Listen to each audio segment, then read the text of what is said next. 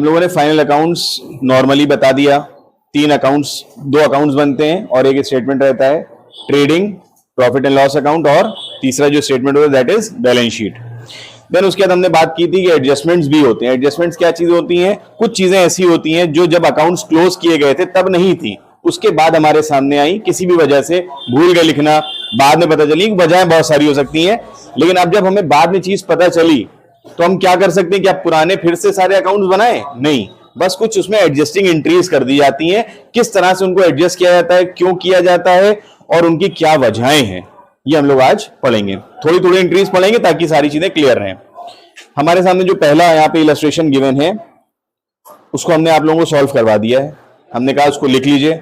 Adjustments क्यों हो रहे हैं, किस वजह से हो रहे हैं, उसकी what is the real cause, और किस तरह से होंगे और कहां कहां होंगे। जब भी कोई एडजस्टमेंट होगा तो दो जगह आपको देखने को मिलेगी वो चीज। कैसे उसको अकाउंट्स में एंटर करते हैं देखिएगा। पहला एडजस्टमेंट है क्लोजिंग स्टॉक के बारे में। क्लोजिंग स्टॉक के बारे में जब हम लोग बात करते हैं तो एक एक चीज याद रखिएगा। क्लोजिंग स्टॉक अगर ट्रेडिंग अकाउंट के अंदर गिवन है, आपके सामने जो क्वेश्चन गिवन होगा उसके अंदर अगर गिवन है, मान लीजिए फॉर एग्जांपल ये एक ट्रेडिंग अकाउंट है जिसके अंदर इधर आपके डेबिट साइड है और ये आपका क्रेडिट साइड है, और या एक स्टेटमेंट लाइन से भी दे रखा हो सकता है, ठीक है। क्वेश्चन के अंदर अगर गिवन है क्लोजिंग स्टॉक तो उसकी कोई एंट्री नहीं होगी, सिर्फ बैलेंस शीट के असेट में आएगा। अगर इस ट्रेडिंग अकाउंट क्वेश्चन के अंदर है तो कहां आएगा? बैलेंस शीट के असेट में लिखेंगे, दैट्स इट। लेकिन अगर यहां एडजस्टमेंट्स में या फुटनोट में दे रखा है क्लोजिंग स्टॉक, तो इस क्लोजिंग स्टॉक को दो जगह इंटर किया जाएगा। कहां कहां? एक लिखेंगे हम लोग ट्रेडिंग अकाउंट के बाय साइड में। ट्रेडिंग अकाउंट जब बनाएंगे तो उसके बाय साइड में हम लोग लिखेंगे बाय क्लोजिंग स्टॉक या स्टॉक एट द एंड। और दूसरा एडजस्टमेंट कहां पे करेंगे हम लोग? जब बैलेंस शीट हम लोग बनाएंगे तो बैलेंस शीट के कहां लिखेंगे? असेट साइड में, स्टॉक एट द एंड या क्लोजिंग स्टॉक के नाम से। क्लियर होगी बात? दूसरी चीज एडजस्टमेंट में हमें जो ध्यान देनी है वो है अमाउंट। कौन सा अमाउंट लिखना है यहां पे? अमाउंट कौन सा लिखना है? As simple as that. अगर सिर्फ एक अमाउंट गिवन है, सिर्फ एक अमाउंट कि क्लोजिंग स्टॉक साहब इतने का, 40,000 का, 50,000 रुपए का, जैसे इस क्वेश्चन में दे रखा है 24,000 रुपीज का वैल्यू किया गया, तो सिंपली 24,000 आप लिख देंगे। लेकिन इस क्वेश्चन में दो वैल्यूज गिवन है।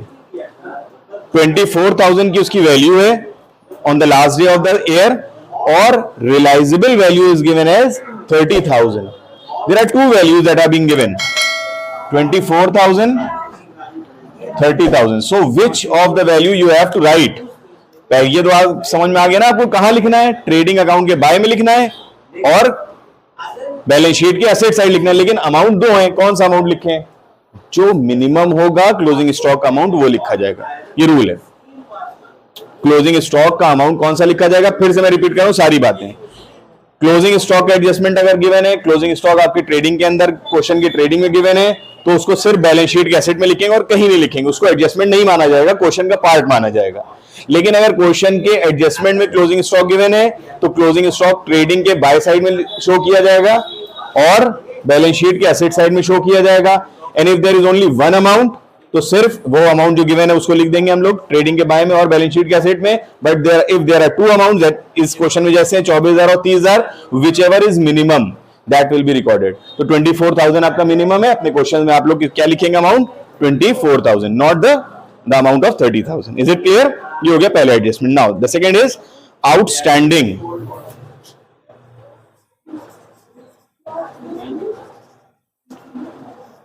Outstanding expense. What is outstanding expense? Simple. Outstanding expense means the amount that you have to pay. There is a difference. There is a clear-cut difference between the expense and the liability. Expense में और liability में बहुत clear difference है, कई बार बता चुके हैं। Expense versus liability. The amount that you have to pay in present, जो अभी देना है तुम्हें, that is your expense. But whatever amount you have to pay in future, that is known as a liability. Means हमें 10,000 रुपए भी किराया देना है आज या कल, अभी देना है, तो ये क्या हो गया? एक्सपेंस। लेकिन हमें 2 महीने बाद देना है, वादा कर लिया कि 2 महीने बाद देंगे, अभी का ड्यू है, मतलब 2 महीने बाद का 2 महीने बाद नहीं, आज का किराया अगर हम आज ही दे रहे हैं तो दैट इज एन एक्सपेंस। लेकिन आज का किराया हम वादा कर रहे हैं कि हम 2 महीने बाद देंगे तुम्हें, तो दैट इज अ लायबिलिटी। सो यहां पे यही चीज है कि कोई भी एक्सपेंस जिसका हमने वादा कर लिया कि आज तो ड्यू हो गया भाई, आज हम तुम्हें देने जा रहे थे लेकिन हम आज नहीं देंगे किसी वजह से, हम 2 महीने बाद तुम्हें ये पैसा देंगे, तो that is known as outstanding. Means you are in a position of creating a liability upon you. Clear हो गया यहां तक बात? तो इसमें सिंपली क्या करते हैं हम लोग, जो भी एक्सपेंस है concern, be it of trading और PL, whatever the expense is of, वो खर्चा कहीं का भी हो। अगर मान लो रेंट है तो वो कहां आएगा, पीएल में। वेजेस है तो कहां आएंगी, ट्रेडिंग में। कोई भी खर्चा आउटस्टैंडिंग हो सकता है, पीएल का भी और ट्रेडिंग का भी। तो जहां कहीं का भी खर्चा होगा उस खर्चे में सिंपली हम क्या करेंगे, उस आउटस्टैंडिंग को जोड़ देंगे। What the point? और because it is a liability, तो बैलेंस शीट में कहां लिखेंगे हम लोग इसको, on, it will be shown on the liability side. Clear हो गया यहां तक बात?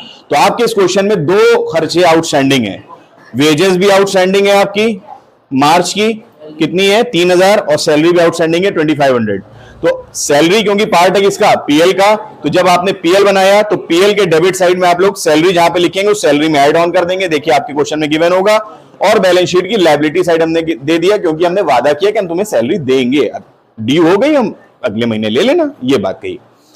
फिर वेजेस जो आउटस्टैंडिंग है, तो वेजेस पार्ट किसका है, ट्रेडिंग अकाउंट का। तो ट्रेडिंग जहां पे हमने, जब ट्रेडिंग में वेजेस शो करेंगे तो वहां पे हम लोग क्या करेंगे, उसमें इस तरीके से जहां पे हम लिखेंगे टू वेजेस, इसमें हम लोग लिख देंगे टू आउटस्टैंडिंग वेजेस, और दोनों अमाउंट, ये वाला अमाउंट यहां, ये वाला अमाउंट जोड़ के बाहर वाले कॉलम में हम लोग नोट डाउन कर देंगे। और जब बैलेंस शीट हम लोग बनाएंगे तो बैलेंस शीट के लायबिलिटी साइड में क्या लिखेंगे, आउटस्टैंडिंग वेजेस 2500 रुपए।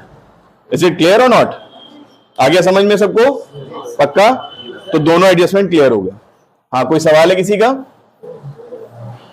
आउटस्टैंडिंग कुछ भी हो सकता है, यहां तक हो गया। Then comes the prepaid. तीसरा एडजस्टमेंट क्या हमारे सामने,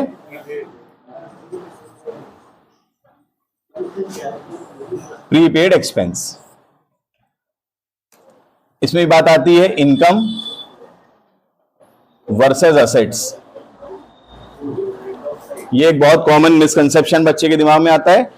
what is the difference between income and asset? हमने 1 महीने जॉब करी, ठीक, हमने 1 महीने जॉब करी, हमें सैलरी मिल गई at the end of the month, ये क्या हो गई मेरी income.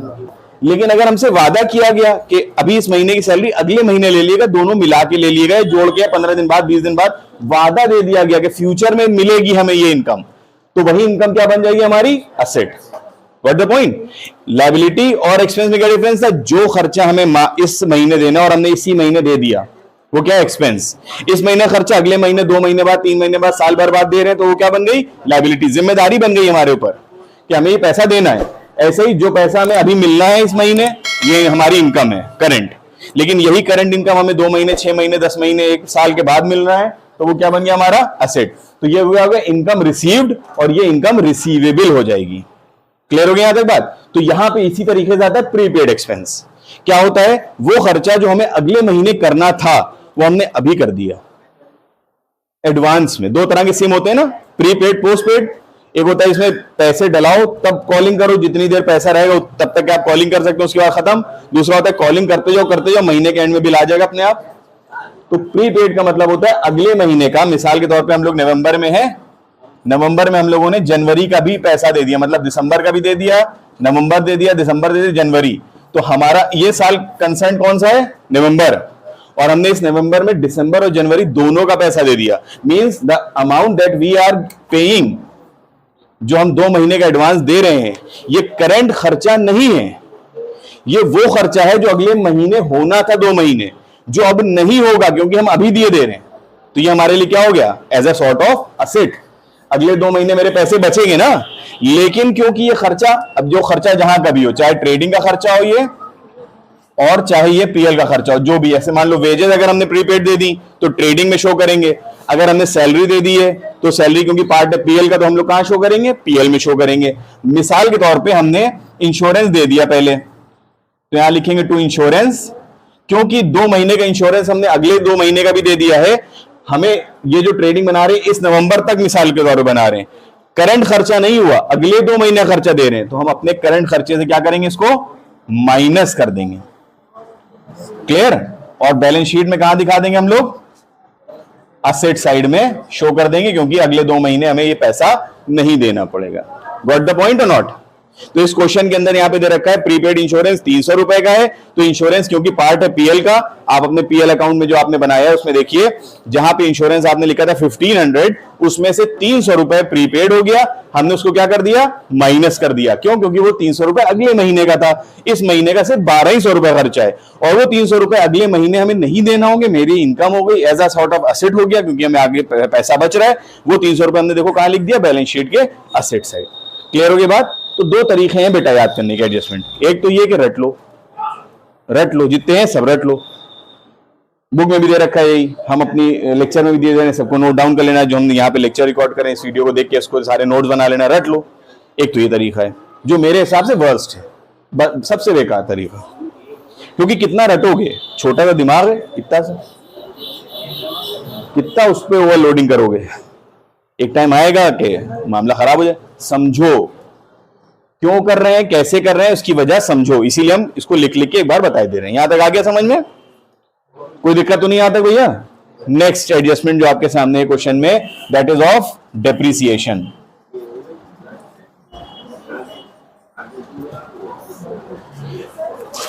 The adjustment of depreciation. What is depreciation? Depreciation is a wear and tear of the cost. Wear and tear cost of any asset. किसी भी asset का लगातार जब हम इस्तेमाल करते हैं तो उसकी जो वैल्यू में गिरावट आती है इस्तेमाल करने की वजह से, वक्त के साथ बीतने की वजह से, वो क्या कहलाता है, डेप्रिसिएशन। तो depreciation is not an expense, it is a loss. हमारी क्योंकि एसेट की वैल्यू कम हो रही है ना, लगातार रखे रहेंगे तब भी वैल्यू कम होती रहती है, तो किसी भी एसेट की वैल्यू इस्तेमाल करने की वजह से वक्त के साथ जो कम हो रही है, that is known as depreciation. और ये पैसा देखिए, एक्सपेंस और लॉस में फर्क समझ लीजिए। इस केस में एक्सपेंस वो के जो हम किसी को पे करें, मिसाल के तौर पे किराया देने की बात हमने करी, किराया कोई ले रहा है ना, किसी को हम दे रहे हैं, अपने पास से पैसे जा रहे हैं। लेकिन डेप्रिसिएशन में क्या, अपने भाई हमने मिसाल के तौर पे गाड़ी खरीदी, गाड़ी जो है वक्त के साथ हमारी क्या डिप्रिशिएट हो रही है, क्या हर महीने पैसे हम किसी को दे रहे हैं? कोई है जिसको हम दे रहे हैं? नहीं ना। इंश्योरेंस तो दे रहे हैं हम गाड़ी का, कोई इंश्योरेंस कंपनी है उसको दे रहे हैं, लेकिन क्या डेप्रिसिएशन किसी को दे रहे हैं? नहीं ना। तो वो हमारे लिए क्या हो गया, लॉस, क्योंकि लगातार हमारी चीज की वैल्यू अपने आप गिरती चली जा रही है।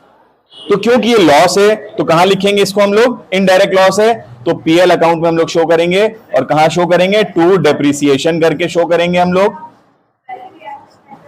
और जब हम बैलेंस शीट बनाएंगे तो बैलेंस शीट में जो असेट, जो भी एसेट होगा जो डेप्रिशिएट हो रहा है, जिसके बारे में बात की गई, मिसाल के तौर पे प्लांट डेप्रिशिएट हो रहा है, तो प्लांट में से यहां पे डेप्रिसिएशन माइनस करके वैल्यू को हम बाहर शो करेंगे। क्लियर? जैसे इस क्वेश्चन में आपके दे रखा है, provide depreciation on plant machinery at 5%, 5% का डेप्रिसिएशन बनाना है। तो डेप्रिसिएशन हमारा प्लांट मशीनरी कितने की थी हमारी क्वेश्चन में, 90,000 में 5% कितना हुआ, 4,500 से हमारा प्लांट मशीनरी क्या हुई, कम हो गई, तो वो 4500 रुपए हमने कहा लिख के देखो, पीएल के डेबिट में। और जब बैलेंस शीट में हमने उसको प्लांट मशीनरी को लिखा तो अंदर लिखा सब टोटल में 90,000 माइनस 4,500, ठीक है ना। यहां लिखा हमने 90,000 अंदर, और 4500 रुपए माइनस करके बाहर कितना लिखा हमने, 85,500। क्लियर हो गया तक बात? और उसके बाद दूसरा जो एडजस्टमेंट दे रखा है वो क्या, फर्नीचर 20% डेप्रिशिएट हो रहा है। फर्नीचर कितने का, 8,000 रुपए का, 8,000 का 20% कितना हुआ, 1,600 रुपए। 1,600 रुपए हमने पीएल के 2 में लिखा, और जब बैलेंस शीट में फर्नीचर शो किया उसमें से 1,600 रुपए माइनस करके बाहर लिख दिया हमने कितना, 6,400, 6,400। क्लियर हो गया यहां तक बात? तो ये 4 एडजस्टमेंट हम लोगों ने समझे। इन अ नटशेल, क्लोजिंग स्टॉक का एडजस्टमेंट क्या होगा, अगर क्वेश्चन में नीचे एडजस्टमेंट में गिवन है तो हम लोग ट्रेडिंग के बाय में लिखेंगे, बैलेंस शीट के एसेट साइड में लिखेंगे। अमाउंट अगर 2 गिवन है तो जो मिनिमम अमाउंट होगा हम उसको शो करेंगे दोनों जगह पे। नेक्स्ट एडजस्टमेंट, आउटस्टैंडिंग एक्सपेंस का कोई भी खर्चा जो हमें देना बाकी है, तो जहां पे भी का खर्चा होगा, अगर ट्रेडिंग का होगा तो ट्रेडिंग में जोड़ देंगे आउटस्टैंडिंग, पीएल का खर्चा होगा, पीएल का आइटम सैलरी होगी, अगर मिसाल के तौर पे इंश्योरेंस होगा तो उसको हम पीएल में जहां पे उस एक्सपेंस को शो करेंगे उसके नीचे आउटस्टैंडिंग को जोड़ देंगे, और वही अमाउंट बैलेंस शीट की लायबिलिटी में लिख देंगे। क्यों? क्योंकि ये पैसा हमें अभी देना हमारे लिए बाकी है, लायबिलिटी है। देन हमने पढ़ा प्रीपेड एक्सपेंसेस का। प्रीपेड एक्सपेंसेस मतलब जो पहले से खर्चा हमने पहले ही कर दिया, अगले महीने का, अगले साल का पैसा अभी दे दिया हमने, तो हमारे लिए एक तरह का एसेट है, तो बैलेंस शीट के एसेट साइड में शो करेंगे। और खर्चा क्योंकि इस महीने का नहीं है तो करंट वाले खर्चे हम उसको क्या करेंगे, माइनस कर देंगे। अगर ट्रेडिंग का है तो ट्रेडिंग में माइनस कर देंगे खर्चे के नीचे, और अगर पीएल का तो पीएल में। Next come the depreciation. Depreciation is a type of loss. Loss है, पीएल के 2 में लिखेंगे। नॉन ऑपरेटिंग लॉस है, पीएल के 2 में लिखेंगे। और जो कंसर्न खर्च, जो भी एसेट डेप्रिशिएट हो रहा है बैलेंस शीट में, जब उस एसेट को लिखेंगे तो उस एसेट में से उस डेप्रिसिएशन की वैल्यू को हम माइनस करके लिख देंगे। Is it clear?